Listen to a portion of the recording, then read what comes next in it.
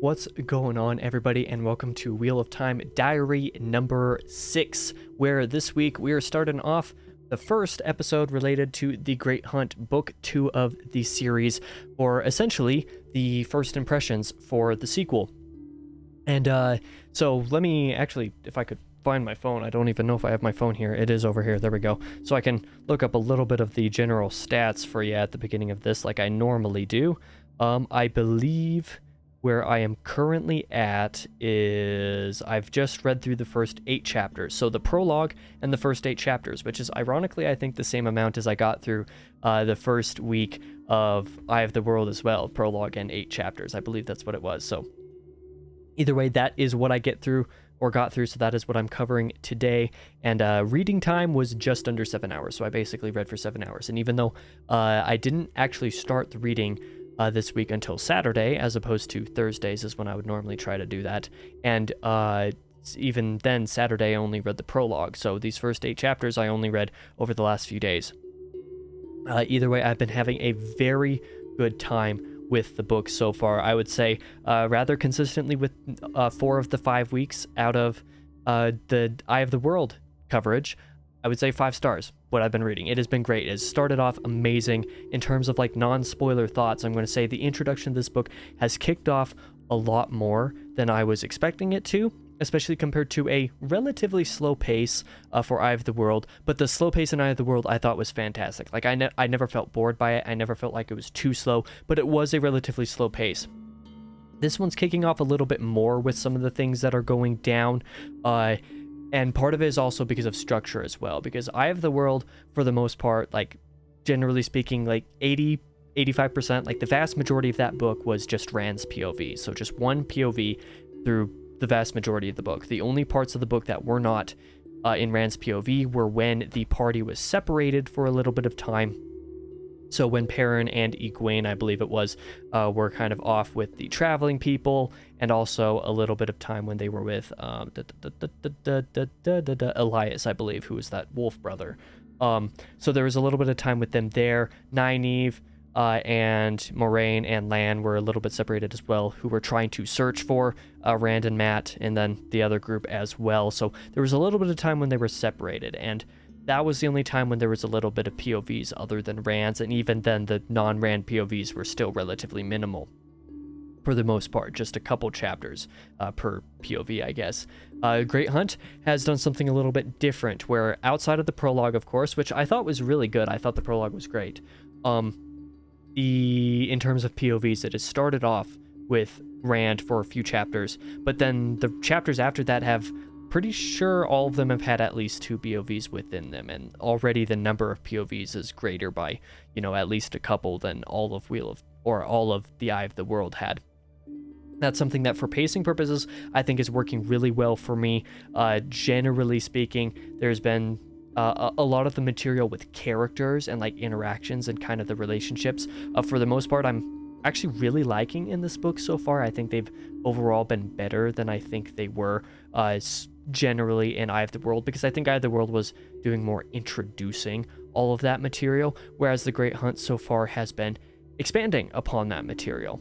But generally speaking, I think that's more or less all that I have to say in the spoiler-free portion of this video, so I'm just going to move right into the spoiler-filled and actually pull up my notes on my phone again because I'm an idiot and closed the app. I've actually had a lot to say about what I've read so far, like all of my analyses, my chapter-by-chapter thoughts that I've been posting in Discord, whether it be my Discord or a couple other Discords that I'm in. I've had a really great time, and I've been like kind of analyzing and theorizing about a lot of different stuff. Like I mentioned earlier, I thought the prologue was great. I wasn't expecting it to do what it was doing after the climax of the Eye of the World, where Rand defeated, quote unquote, I guess, the Dark One, the Dark Lord, or however you want to call him, Baal-Zamon. It was kind of one of those things I was like, I wasn't entirely sure I understood everything about that climax from the first book, but I thought I understood it enough that I didn't think that the Dark One was going to be this apparent already this early in the book.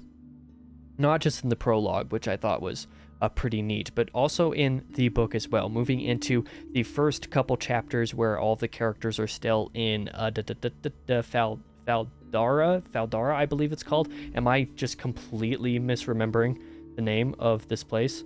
Let me look if I could. It's actually not in here for some reason. Let me look on the map then, because I know where it's at. Yeah, Faldara. Okay, so all the characters are still in Faldara following the climax of Eye of the World, but it's been a little bit of time has passed. It seems like it might have been a couple months or something like that, maybe a few months. You know, just a certain amount of time, maybe only a month. I'm not entirely sure if there's specific a measurement of how much time has passed in between the end of Eye of the World and the beginning of the Great Hunt. Let me know if that's, you know, not like spoiler related. It's not very long, generally speaking, but all the stuff that is taking place here, I'm very interested in. One of the things that has surprised me a little bit in terms of how much I'm enjoying it and how big of a front seat it's playing in the story so far is kind of like the politics, I suppose, of the Aes Sedai.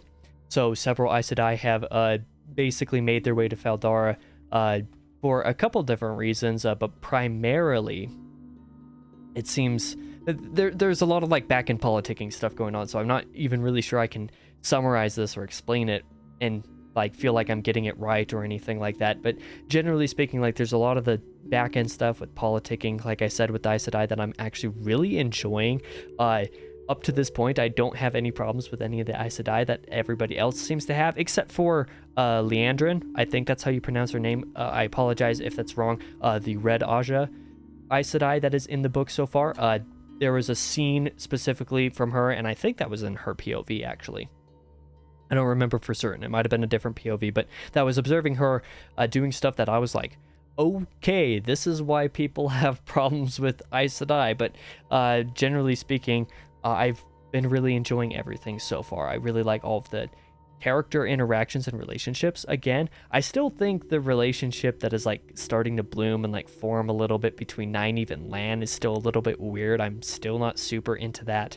Not entirely sure how into it I am. Like I wasn't really super into it when it just kind of happened at the end of Eye of the World.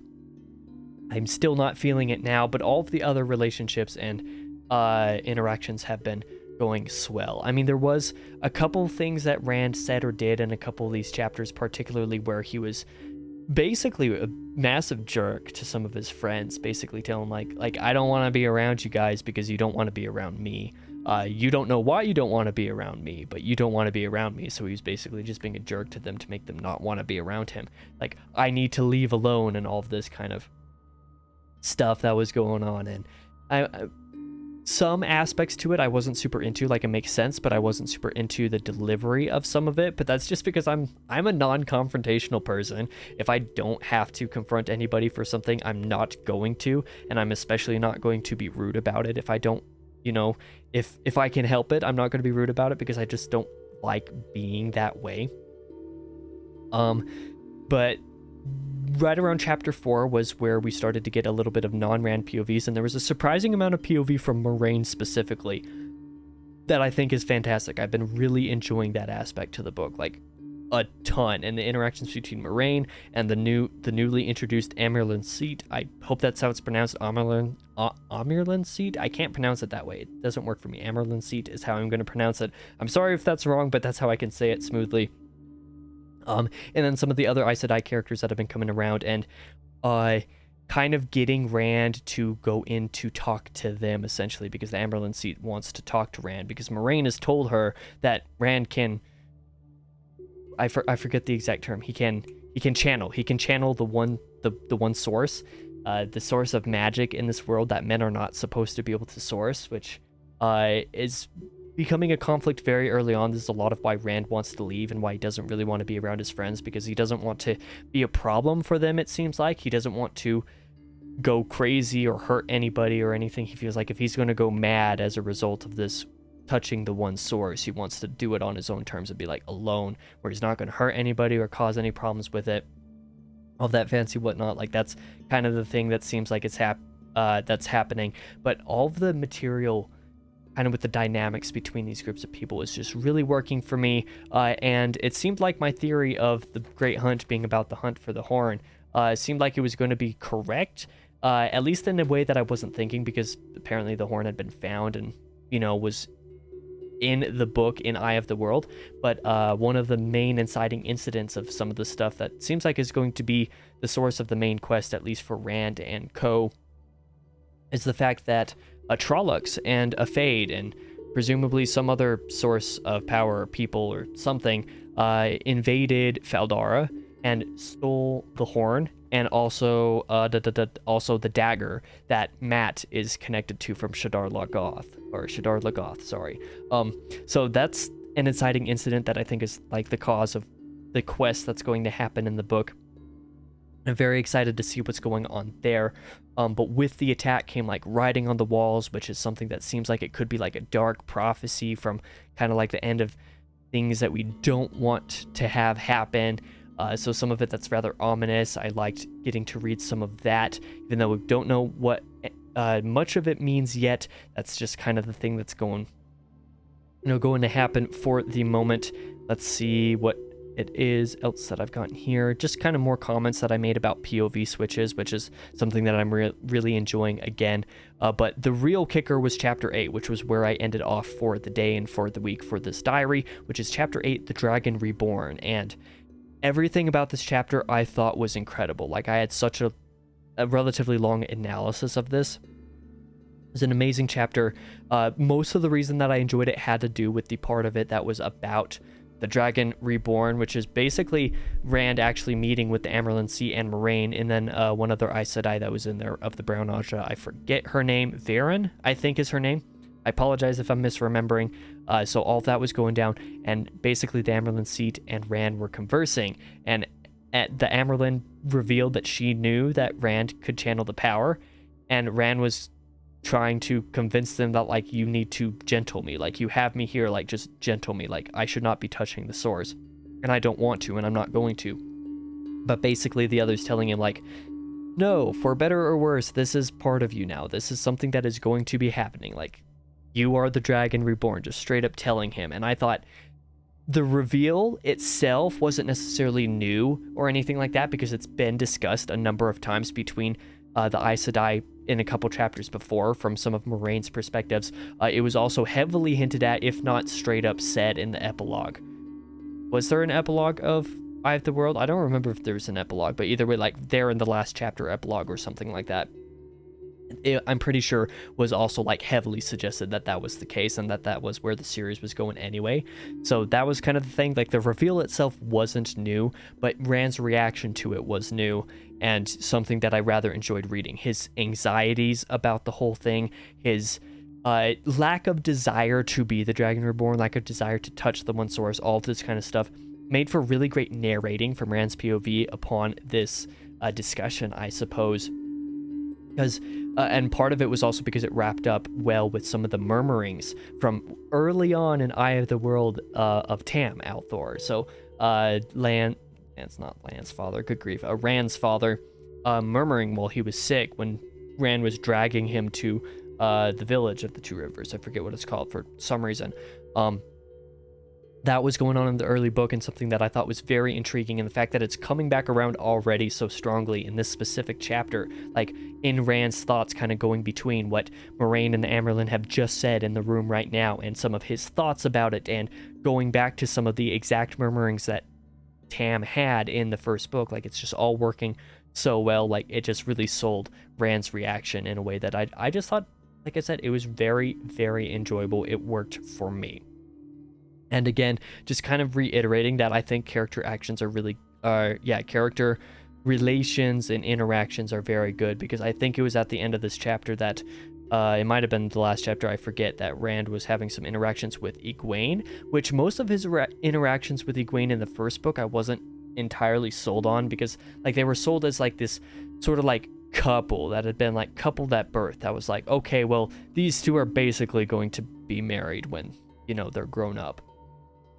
And I wasn't entirely sure I understood that in the first book, because their interactions with each other didn't necessarily work. Like, it seemed kind of weird and kind of estranged in a way that made it, I was like, these two are really like planning to get married, and they really think that that's going to happen. And there was a couple different reasons for that as well, not least of which being some of Egwene's journeyings with the traveling people with Perrin, when Perrin was like, that's kind of strange. But all of that beside, I think that Egwene's and Rand's interactions in this chapter specifically, if this was when it happened, was very good. I thought it was actually incredibly realistic and just actually worked for me. So that was where things left off. I'm glad that I was able to get chapter 8 read today to be able to talk about in this diary, because yeah, chapter 8 was amazing. One of my favorite chapters in the series so far, even though I'm barely into book 2. But with that being said, yeah, that is basically the end of my spoiler-free thoughts. So at the end of this, I'm very excited to continue. I'm already about 120 pages into the book, 125 pages, a little bit more than that actually, considering the prologue, and the prologue chapters or pages aren't actually numbered in some of these early books.